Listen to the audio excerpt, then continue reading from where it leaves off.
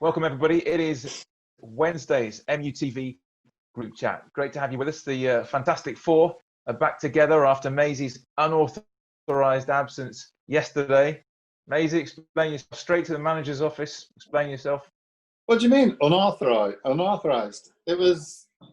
I had a golf lesson and game and tournament and stuff, so... Listen, I've had 40 days of lockdown with you lot. I needed a break. Maisie, I've missed a couple, so I'll let you off. That's fine with me, mate. Ben reminded me yesterday that I missed a couple, so I'm staying easy on you. Oh, Wes, I think you've only missed one, Wes. Oh, have I? Yeah, it's only one. All right, okay. I'm good. I'm down. You can be, if you at home, by the way, want to come up with some sort of forfeit or challenge for Maisie for obviously missed show within reason and with social distancing in mind, within reason, MUTV@manunited.co.uk might even have a prize for the best one. So you can come up with a forfeit for Maisie or some sort of challenge. We'd welcome that. MUTV@manunited.co.uk. Sorry, Maisie, but it'll be within reason. I was busy yesterday with Ollie on, so we didn't have a chance to go through some of the reaction to Ryan Giggs being here on Friday. Was it Friday? We had overwhelming reaction to that. So let's just read a few of these out on social media and also on emails as well that you sent in. This one from Law United supporter because of Ryan. Remember watching his senior debut for the club. This one from Lauren, my favourite United player of all time. Love watching the old games on MUTV just to see him play. Here's another one. Giggs, the reason I support United, the legend of legends. Thanks for the memories of that. This one, Mahir, best guest yet. Keep the group chat coming, guys. Been top class since you started. Another one, whoever came up with the group chat idea is a genius. Get Anderson on. It would be fantastic to see his big smile. Also, Peter saying, by the looks of it, David May's been spelling, which I didn't make any sense, in a very lush paddock since his retirement. Maisie, you get a lot of this sort of stick. What's that? People not showing you a lot of respect to you. I don't even understand the question. Well, I don't really, but Peter Taylor saying that you've been spending a lot of time in a very lush paddock since your retirement.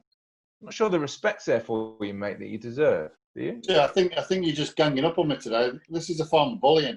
I don't like it. Yeah, maybe. You're picking on me. You and the boys. And an email from Jeff Steele, who's down in Australia, saying, great show again, lads. Loving the feeds here in Australia. Great to hear the stories of Ryan, Wes, Maisie in training all those years ago. Good luck to Giggsy with a Welsh team in the European Championship. And of all the talk about who should get on the show, I think it would be fantastic to get Louis Van Gaal, and get his insight into what it was like to manage United for those couple of seasons. The pressures that come with managing the biggest clubs in the world and how it rates compared to Ajax, Bayern Munich. That would be well worth the watch. Keep up the great work, guys. Looking forward to the season and getting back into the swing of things. As you all know, of course, Tuesday was the 21st anniversary of the Treble. Joining us today, our 13th Treble winner, the 13th Treble winner that we've had on the group chat. Two, of course, are on the panel. Goalkeeper Raimond Van Der Gouw being good enough to join us. How you doing, Ray? It's great to see you. It's good to see you as well. Thank you. I'm fine. Hey? Good to see you, pal. Good to see you as well, Maysie. You're not going to get it back, obviously, in the Netherlands because it's been cancelled until. Are you disappointed or? Well, they made a decision quite early, and there was a tough decision because there were a lot of discussions about playing the competition, yes or not, the last 8-9 games, but they finished it, so there is no way back.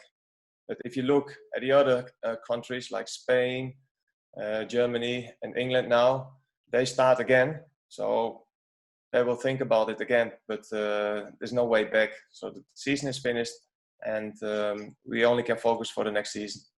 Yeah. Ray, 21 years since the treble. The anniversary's gone by this week. Hey, does it feel like that, or does it sound horrible? 21 years. It sounds horrible. 21 years. It doesn't feel so long, but yeah, 21 years is a long time. Well, if I look at all my old teammates, I think they will have the same feeling. I don't know about you lot, but Ray doesn't look like he's aged a bit. No. Thank you, Wes. I'm being serious. It's unbelievable. I don't put the light on my face, you know. Then you cannot see the wrinkles.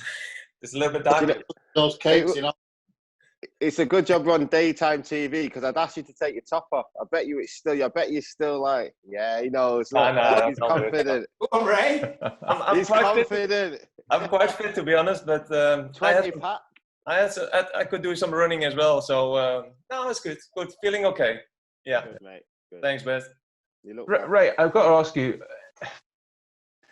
when you think about that day 21 years ago, is there one thing that absolutely stands right out in your mind?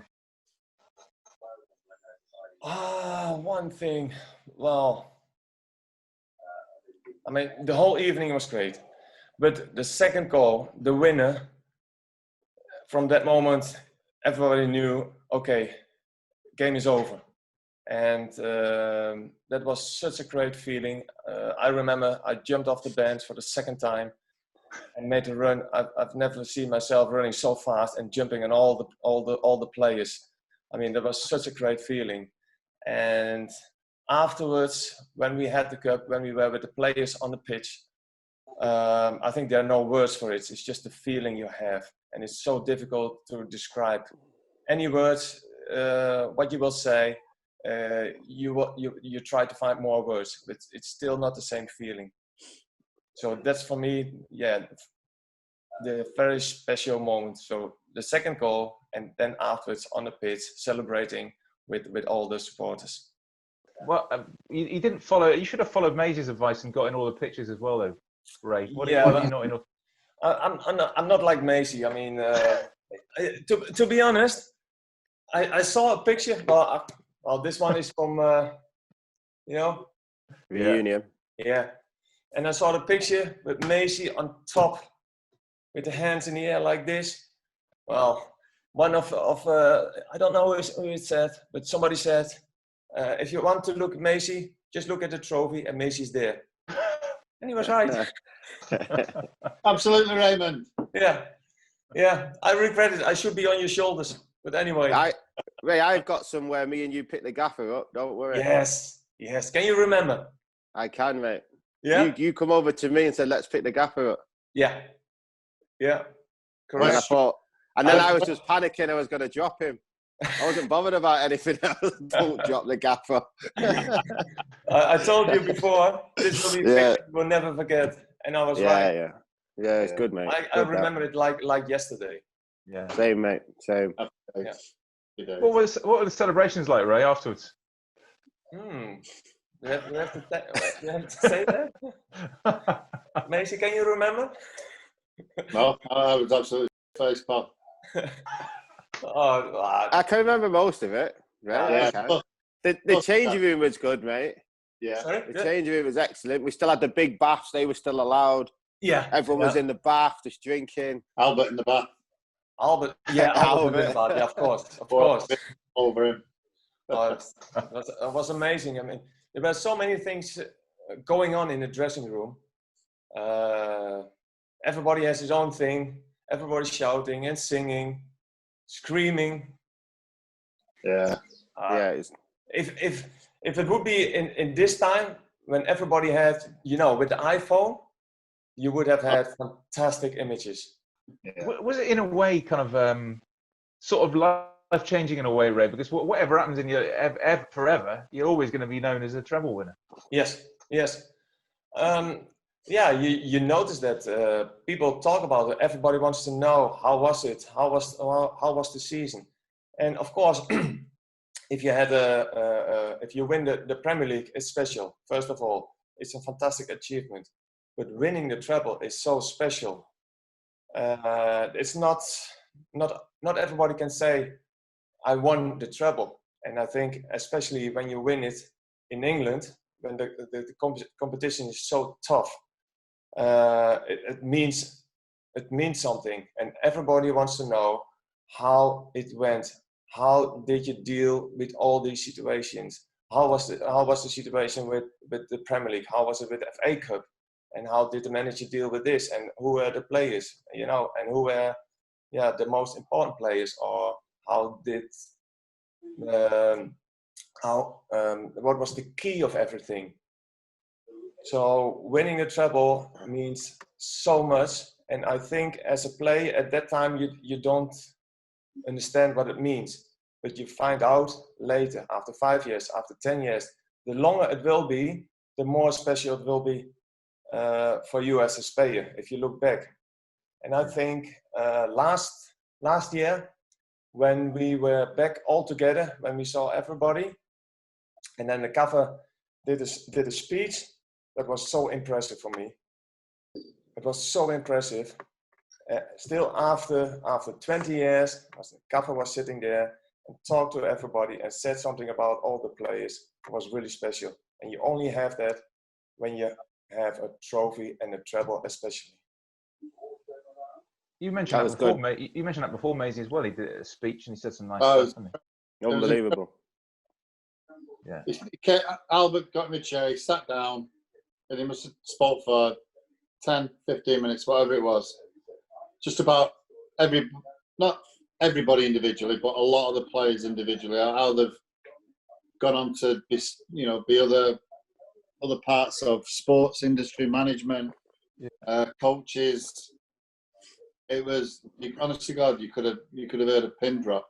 It was incredible. I'd have loved the club to have videoed that, because it was incredible. Yeah. It really was. Everybody was just deadly silent. It was so special. It really was. Ray, I was wondering, obviously that game, well, that was Schmeichel's last game, obviously. Yes. And the season after the treble, I think was the most appearances you made in the season for United. But were you hoping at that point, when Schmeichel, obviously was Schmeichel's last game, you thinking, well, I can play more after this, I might be able to be number one or whatever? Of course, I was thinking that, but you have to deal with the competition, with in my situation with Mark Bosnich.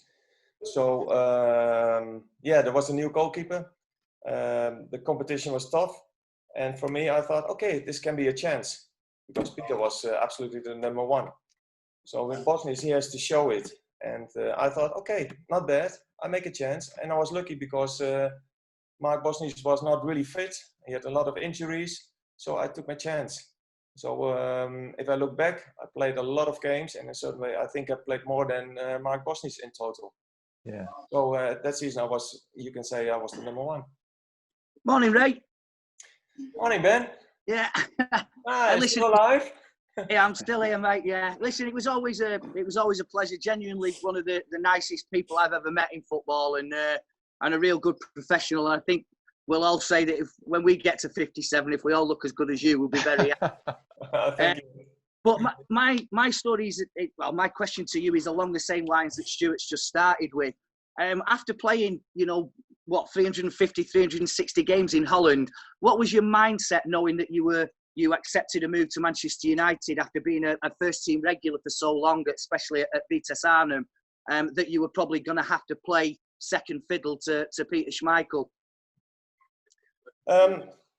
Well, my first dream was I wanted to play in England.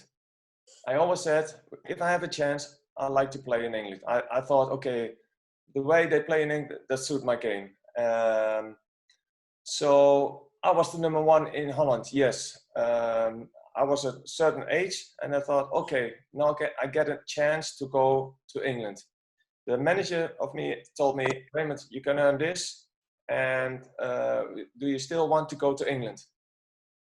I said yes, but he didn't say about which club it was,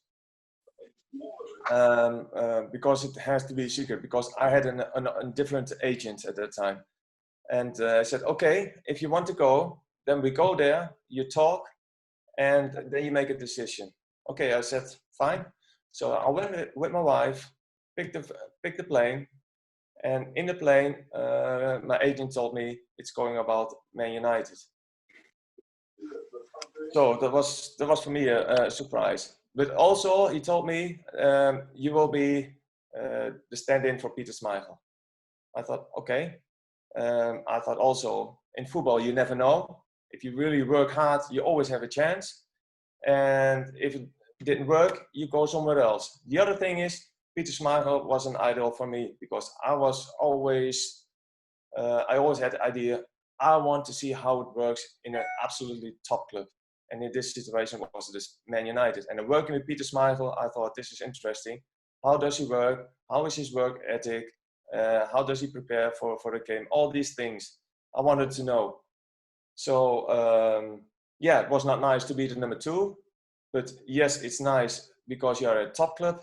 And 3, you never know how it goes in the football. So you always have a chance. And from there, you carry on.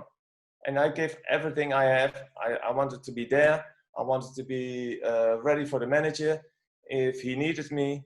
And that was my attitude. And also I thought, okay, I'm a foreign player. I'm going to England. Why do they pick me? If they want to pick me, I have to be good. Otherwise, they wouldn't pick me. So I will give everything. So I want to show everybody that I was good enough and to play for Man United. And that's what I did. You're at Vitesse now, aren't you, doing the goalkeeper coaching? Yeah, correct. Yeah. Correct. So how natural did you find it going into because you did a bit at Sunderland as well, how natural did you find it going from the playing side, obviously, to the coaching? Well, when I was playing in Holland for Vitesse Arnhem, I was also a PE teacher.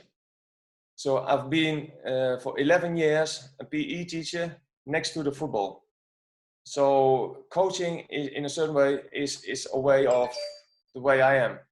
And when I left Vitesse, I went to United. Of course, I couldn't do the coaching. So when I came to Man United, I did also some goalkeeping coaching with the academy goalkeepers at Man United. But at the same time, it was not possible anymore because we played so many games, of course. Mm-hmm. So when I was in Holland, I was still playing. I got a phone call from Roy Keane. And he said, Raimond, he said at one time after the game, he said, Raimond, I want you as my goalkeeper coach if I'm a manager.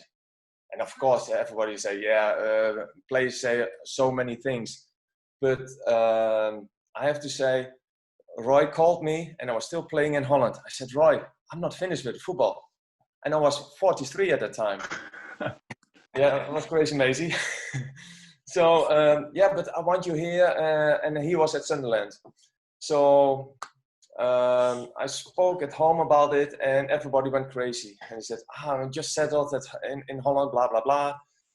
Okay, I said to Roy, I'm still playing. I don't do it.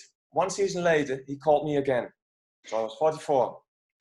And I still had a contract for another 2 or 3 years at that club. And Roy came with a good story. He said, Raimond, come here, have a look. Even do the pre-season. If you don't like it, just go, still friends, and carry on. I said to my wife, I can't say no again. I have to do it. So at the end, I went to Sunderland and I stayed there for 2 years as a goalkeeping coach. You've got to tell us what it's like working with Roy. Everyone's got a story. Come on. Yeah, put him on also the next time with the conversation. Put him on as well. We'd love to. We'd love to. Yeah. Of course, I can imagine. No, I loved it to work with Roy. Of course, Roy is Roy. You have to accept how he is. But to be honest, he was really good for the staff. And he was really hard for the players. But I think fair. But for me, the biggest problem for me, what I think, is that he was used to play on such a high level that it's difficult to understand if you don't have the same quality to do the normal simple things that the players can't do it. And I had the feeling that it frustrated him sometimes as a manager. But I really enjoyed it with him. It was good what I said for the staff. We did good things, a lot of things. And he always wanted 100% intensity and quality on the pitch in training and also in the game, of course. And he said, if you're tired, you can't be tired. If you want to sleep, you can sleep after your career. There's enough time to relax. But no, that's fantastic experience, to be honest. I was wondering as well what you make of United's goalkeeping options at the moment. Obviously, Sergio Romero is number 2, and yet he never lets United. In fact, he barely concedes a goal when he plays in Nixon. I wonder what you make of United's goalkeeping department, really, with De Gea, Romero, Lee Grant's there. Obviously, Henderson's on loan at Sheffield. I mean, how strong do you think United's goalkeeping department is? Well, they have very good goalkeepers. I think De Gea is fantastic.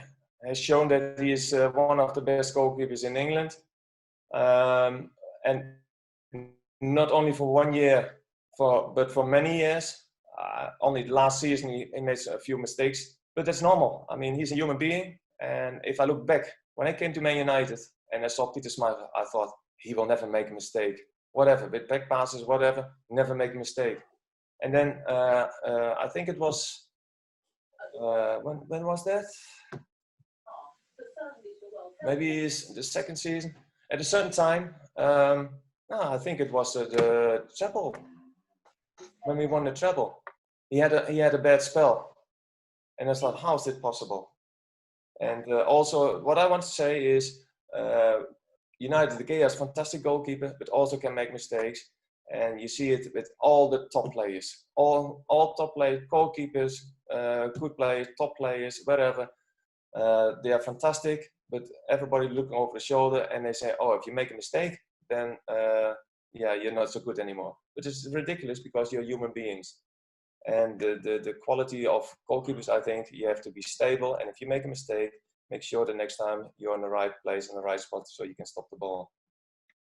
Who are you, when you look back, who are you closest to at United? Were you close to Ollie? I mean, what do you think about what Ollie's gone on to do now at United? I went on quite well with Jesper Blomqvist, Ronnie Johnson, quite a few, Jordi Cruyff, because they were also living in the same area. Right. And Peter Schmeichel was also, it was near Wilmslow in Bremel. Yeah. We lived all together, all the English guys, Wes, Danny, Ben, Maysie, all of you were living more in the north of Manchester. And most foreigners lived very close to the airport. And I remember, Wes, you got your driver's license, and the first car you bought. Oh wow! Well, that was a truck. Was a BMW 5. No, it wasn't. X5. No, that's wrong. Not a Subaru Impreza. Was that the first one? Yeah, it was my first one, mate. It was pure really? beef. Yeah. And the second one? Was the BMW X5. Yeah. How old were you? Hey, Ron. Wes? I was 21, 22. Oh my God. I was driving in my car and Wes was next to me. I think it was a Bremel Park. Yeah. And I looked and said, whoa, what a car. And then I found out it was your car. I felt like see it. The best thing about that, you didn't see me, did you? Because my windows were nice and tinted. That was just a phase, Raymond. The phase, mate, you go through. Yeah. I got a nice story as well for Ben. Oh, please, go for it. Ben, do you remember my first year? I didn't have a car. I don't know how it went, but I think you brought me to a certain place, or I think you had a Renault Clio, the blue. Yeah. The supercar. So you brought me somewhere and you showed me the city center of Manchester. And I thought it was really, I never forget that. It was really nice from you and very kind that you picked me up, brought me away and showed me around in Manchester. God, I can't believe somebody said something nice about me. Love that, Ben. 42 shows. Yeah. Before we finish, Ray, did you still keep an eye on United? Do you still watch? Do you still see how Ollie's getting on? Yeah, of course. With all, I look at the results. I'm quite busy with Vitesse Arnhem, so I don't spend so much time. And I would love to spend and to look at all these things, what is going on at Man United.